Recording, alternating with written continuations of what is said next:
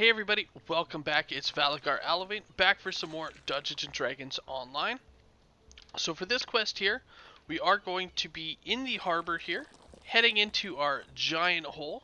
Now in order to pick up this quest, there are two locations. You can actually do so right here from Oryx.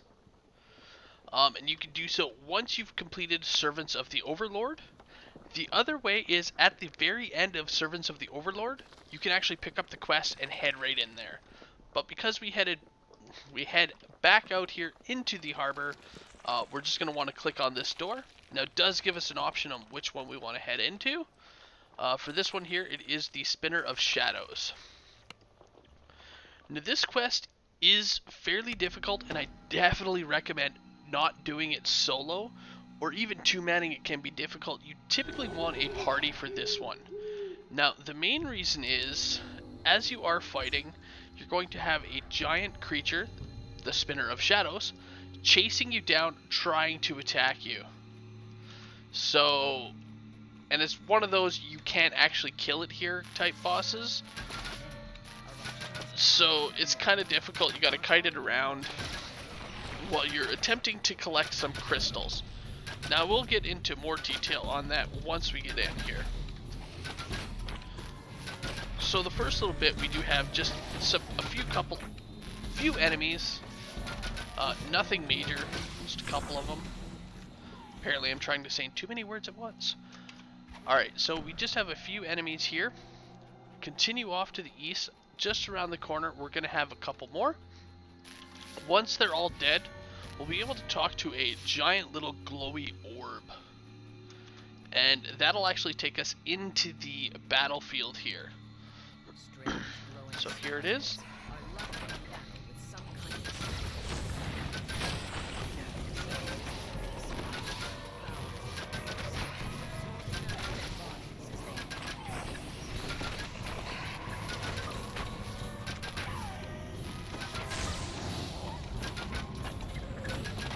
Alright, and then finally the Flame Eater. Now once they're dead, we do have a shrine. If you do not have access to Dimension Door or anything like that, this will be the only time you can use this shrine here. Obviously, if you do have Dimension Door, you can always head back to this point. Now, once you're done, you do want to talk to the Guardian and have him send you into the prison. At this point, it will have the Spinner of Shadows here in the center, talking to some Rakshasa. Now, I do want to point out here, this line right in front of us here, it's kind of acts as a mediary boundary. If we pass that line, like Zebub has, it will give you a hold monster spell. Now you can kind of cheese this. If you hop over the line and hop back, as long as you land on this side, you will remain unheld.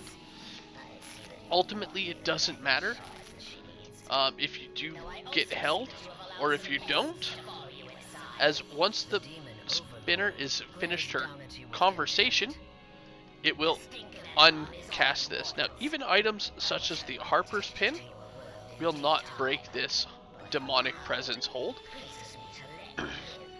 So you just gotta listen to this here. Another interesting fact is these guys here, if you look at, we have a total of 11 monsters killed. These guys are gonna get cocky and she is just gonna kill them. And it actually gives us count for those kills, which a lot of people don't realize. Now, oh, it's actually not giving us count. Well then. It gives you count in the monster manual, which is weird. Because I've actually gotten Rakshasa Hunter deeds out of that there. But again, that could have been a bug. Now, once she does, the Spinner's gonna meet the Guardian, and it's gonna release our hold. Now we gotta head off to the eastern and western sides to kill these blue kind of guardian spiders.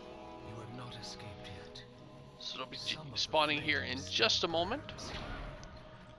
Now it does spawn 4 of them on the cave side. So here they are. And again, they drop these ward crystals. Now you want to kill them and pick them up as fast as possible. And I do recommend designating one member of your party to be the person who picks them up, as it just works easier, as you need to turn them in groups of 3.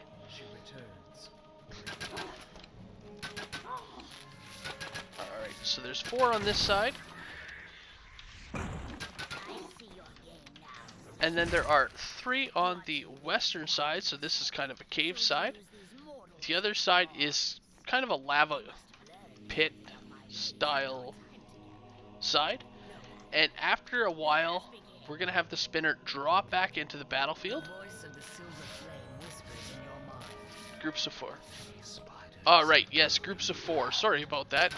Yes, Z-Bub there is correct. It is groups of 4, not groups of 3. I was thinking the amount you need total is 36, and I was just, for whatever reason, thinking 3 and 12. But it is 4 and 9. So now the spinner can only be damaged while she is either right near the guardian here, or the other way she can be damaged is if you talk to the guardian, the first person to talk to him, he's going to actually give basically some throwing weapons, which is some damage. And hitting her with those will actually cause her to become vulnerable to damage for a short period of time, and you can hurt her. Now once she skitters off, she is going to spawn in more. Again, you want to head around and collect them. Again, typically what you'll have is one person running around, killing them on the side,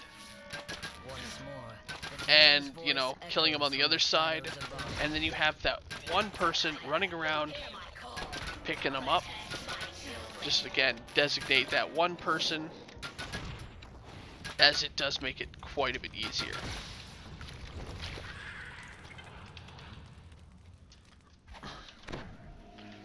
And that's essentially this quest. Like, it is simple in theory. It's a lot harder to actually do, just due to the fact that, you know, there's going to be respawning Hezrus. The spinner you can't actually kill. She does get weakened and take off at specific points, but, you know, she still can't kill you.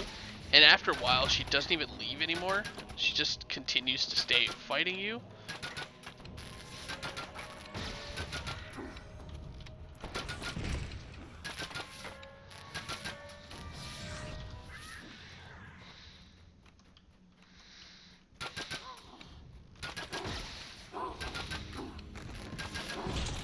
Oop, saw a spider.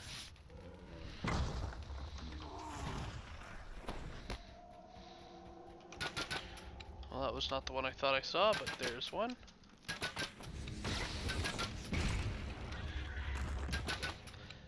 While you're also fighting the big bad spinner, she will also cast, or she can cast, a large poison style effect.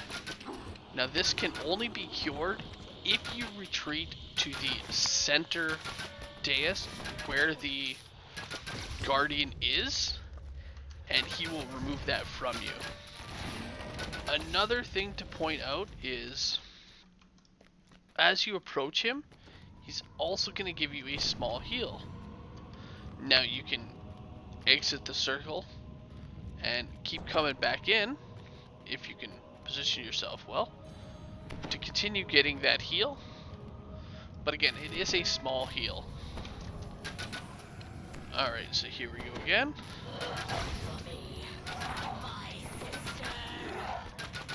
So we're gonna beat on her a little bit. Now, when we do this time here, and again, I do apologize for that. So there's that spider poison I was talking about. It will eventually kill you. So again, you do just want to head to the center within that time.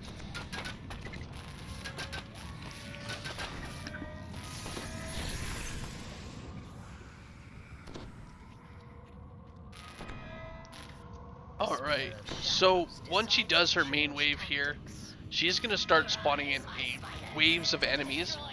when you see this optional to save the Silver Flame Guardian, you do want to head to the center, as the Guardian actually can die. Now this doesn't cause you to fail, but it definitely makes the quest a lot harder.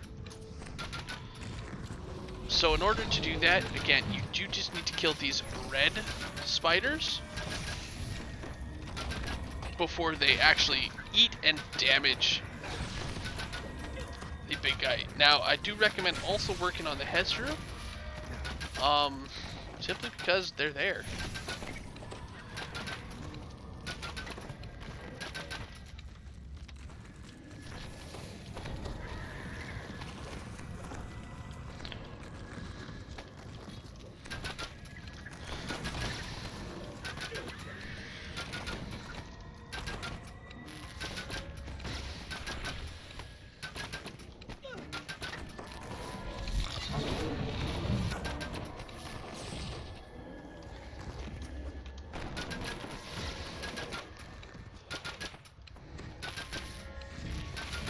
Alright, so as you can see, it is a big, long fight.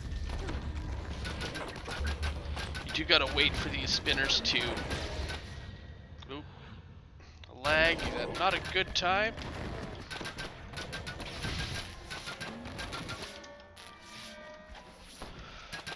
Well, I mean, there's never a good time for lag, but... There we go. Now, once you kill all the spiders, eventually,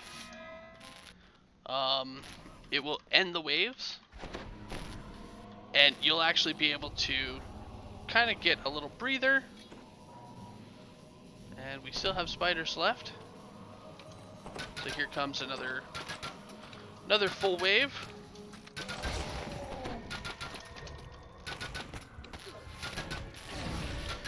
And again, once you're done, you are going to get the completion of the op, at which point they won't be spawning in any more of these flame eaters.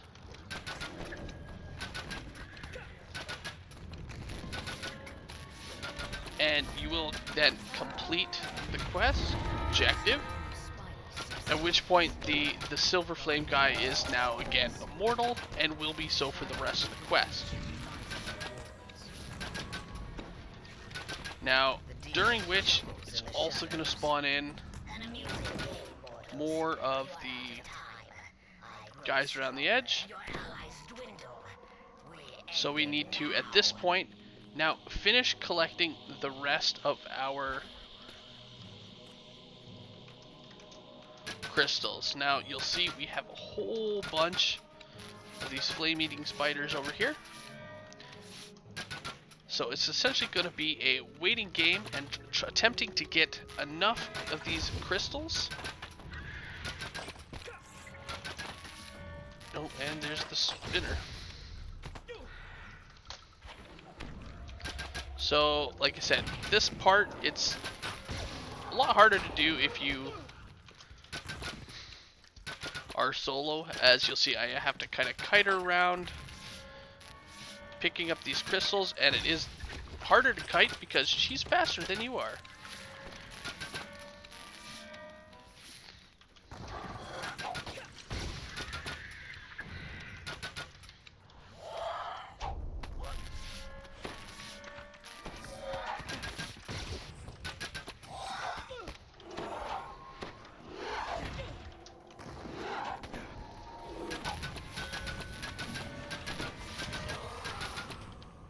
At this point too, it also starts endlessly spawning in these Hezrus, which will spawn in the center room. So if you do have a tank, which I definitely recommend having, the tank will be fairly difficult here, as again, endless spawn, so it's good to have a tank, a full proper healer, and all the like there. As again, it is a fairly difficult fight.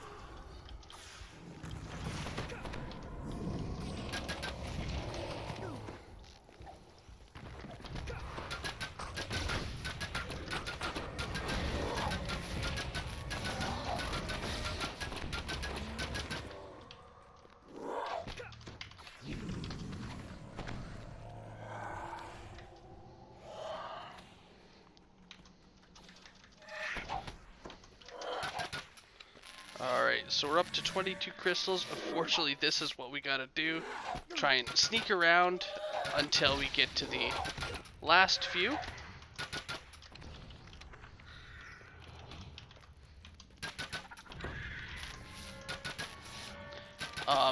It's very hard to res, do all that, because again, she's following right on your butt.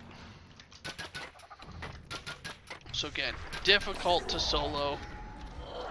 Definitely not recommended. But I mean, I don't tend to listen to recommendations. And yes, once you do complete here and light all these wards, which we almost have enough, we're 4 away.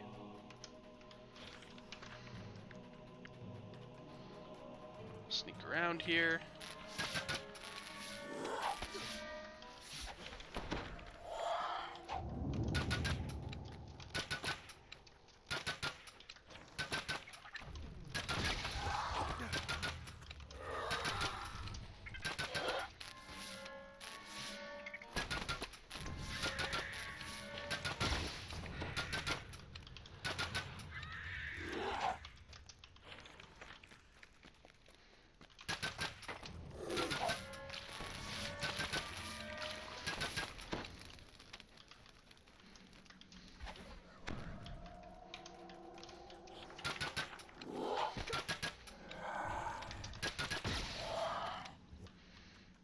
Alright, so we got one more to go, and here he is.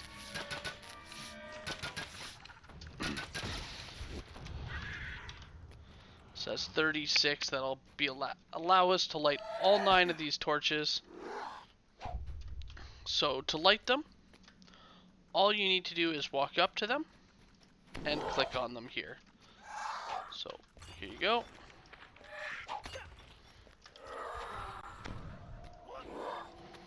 Of course, all the while fending her off. Now if you are kiting her like myself and you do have that ability to self-heal, just watch out for her big poison attack, as if that hits you, you do gotta head to center. That is the only way to get rid of that. Otherwise, at the end of the timer, it will kill you. Now, once you light all the wards, it's gonna teleport her to the start, and then eventually freeze and kill everything else. So, you'll notice we did get count for those deaths under Misadventure. Now at this point, as you see, Zebub is resurrected back to full hit points, full spell points. And we're just stuck here for a conversation. So I'll let you guys enjoy that. And enjoy the rest of the quest here. She's here. I called to her across.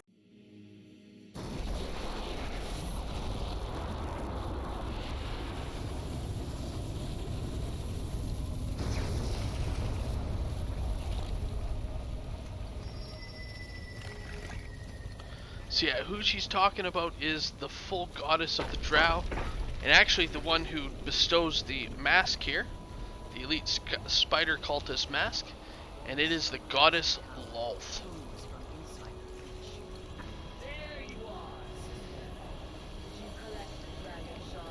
And all the while you are stuck inside this demonic presence, and there's not much we can do. It's literally, we're stuck here listening to this conversation.